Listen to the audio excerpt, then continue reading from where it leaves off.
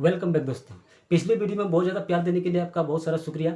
अब देखिए दोस्तों, आज हम लोग बात करेंगे भारत के इतिहास के बारे में। भारत के इतिहास के बारे में, भारत का नाम भारत कैसे पड़ा, भारत का नाम इंडिया कैसे पड़ा, भारत का नाम हिंदुस्तान कैसे पड़ा, इसके बारे में जानकारी लेते हैं। यह इस सब का जानकारी कहाँ से मिलता है? पुराने महाकाव्यों में। पुराने महाकाव्यों में, वेदों में, ग्रंथों में, पुराणों में मिलता है। तो देखिए, भारत को भारतवर्ष कहा गया सबसे पहले, मतलब महाकाव्यों में भारत को भारतवर्ष, भारतवर्ष।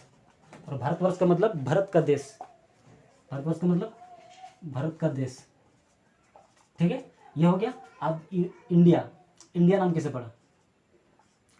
तो इंडिया नाम, ये इंडिया नाम किन्होंने दिया? यूनानियों ने दिया, यूनानियों ने। और इंडिया नाम आया कहाँ से? इंडिया नाम आया सिंधु नदी से। इंडिया नाम आया सिंधु नदी से।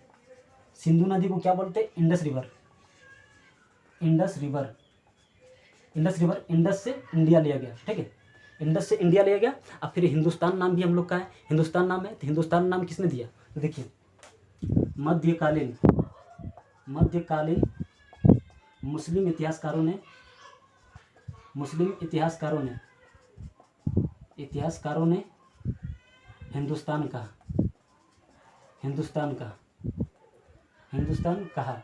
और सनातन धर्म को भी हिंदू कहा किसने ने? मुस्लिम इतिहासकारों ने हिंदू का। तो देखिए, आप एक वो मतलब आप सुने होंगे कहावत टाइप का कि हिंद, हिंदू, हिंदुस्तान, ये नारा किसने दिया था? हिंद, हिंदू और हिंदुस्तान। तो भरत हिंदू ने ये नारा किसने दिया था?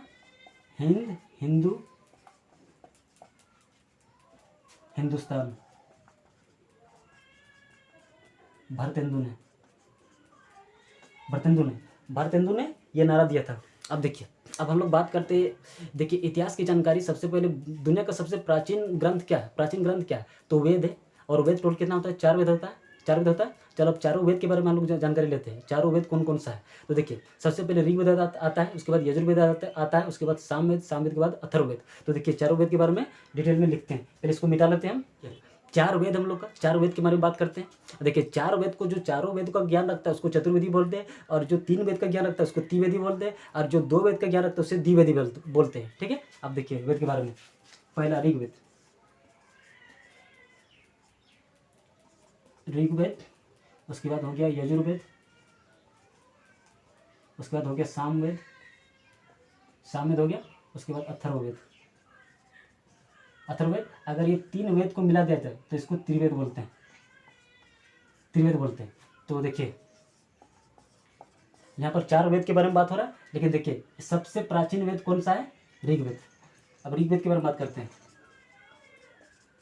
ऋग्वेद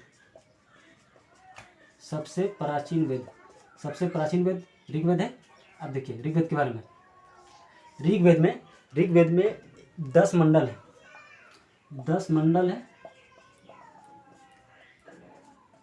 1028 सूक्त है, और 10,462 ऋचाएँ हैं, 62 ऋचाएँ हैं। अब ऋचाओं का ज्ञान रखने वालों को होत्रु कहते हैं, होत्रु कहते हैं। देखिए, 10,462 ऋचाएँ हैं, और 1028 सूक्त है, और 10 मंडल है, 10 मंडल। और देखिए 10वें मंडल में, 10वें मंडल में पुरुष सूक्त का, पुरुष सूक्त का, पुरुष सूक्त का वर्णन है, पुरुष सूक्त का वर्णन है। अभी पुरुष सूक्त क्या है? पुरुष सूक्त क्या है? इसमें मतलब क्या है पुरुष सूक्त? कि पुरुष सूक्त में मतलब बताया गया कि 4 वर्ण का उल्लेख है। 4 वर्ण क्या है? कि जैसे होता है ना कि ब्राह्मण, क्षत्रिय, वैश्य, शूद्र, इसके बारे में। तो तब चलिए इसको एक बार देख लीजिए, इसको मिटा के फिर से। ऋग्वेद के 10वें मंडल के बारे में बात करते हैं। तो ऋग्वेद के 10वें मंडल में पुरुष सूक्त का वर्णन है। देखिए, ऋग्वेद के 10वें मंडल में पुरुष सूक्त, पुरुष सूक्त का वर्णन है। इसमें क्या है? मान के चलिए एक मानव है, मानव है। इसका ये रहा हाथ, ये रहा पाँव, ये रहा पाँव, ये रहा मुख, ये भुजा। तो इसका 4 मतलब पुरुष सूक्त का वर्णन है। इसमें 4 वर्ण है, 4 वर्ण। सबसे पहले तो है ब्राह्मण, ब्राह्मण। ब्राह्मण कहाँ से पैदा लिया? इंसान का मुख से। इंसान का मुख से कहा जाता है इसको, इसलिए सबसे इसको उच्च कोटि में रखा गया। सबसे उच्च जाति इसको कहा जाता है, उच्च जाति। इसका काम क्या होता है ब्राह्मण का? ब्राह्मण का काम होता है कि पूजा पाठ करना, किसी को पढ़ाना लिखाना, ये ब्राह्मण का काम होता है। अब देखिए इसके बाद आता है क्षत्रिय। एक हो गया ब्राह्मण, दूसरा क्षत्रिय। क्षत्रिय किसका काम? क्षत्रिय कहाँ से लिया पैदा? क्षत्रिय जन्म लिया भुजा से। भुजा से काम लिया। इसका काम क्या होता है? क्षत्रियों का काम क्या होता है कि सैनिक का काम होता है। इनका मतलब सैनिक का रक्षा करना, ठीक है, लोगों का रक्षा करना, सैनिक मतलब यही क्षत्रिय का काम होता है, सैनिक का काम, सैनिक। अब देखिए जांग से। जांग से कौन लिया? वैश्य। वैश्य जांग से लिया, वैश्य जांग से लिया। अब वैश्य के काम क्या है? वैश्य के काम है बिजनेस करना, बिजनेस करना, व्यवसाय करना, व्यापार करना, ये वैश्य का काम है। देखिए वैश्य का काम, ठीक है। अब देखिए शूद्र। शूद्र कहाँ लिया? पाँव से। पाँव से शूद्र, शूद्र पाँव से। बाकी जो काम बचता है, बाकी बचा काम ये करता है।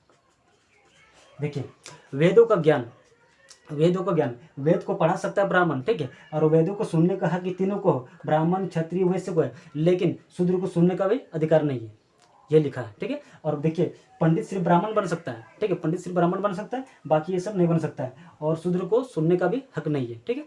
लेकिन जो भी है यही इतिहास है, तो और क्या बता सकते हैं, ठीक है। थैंक यू दोस्तों, आप पिछली क्लास में बताएंगे फिर से। आप देखिए शेयर और सब्सक्राइबर जरूर कीजिएगा। Thank you.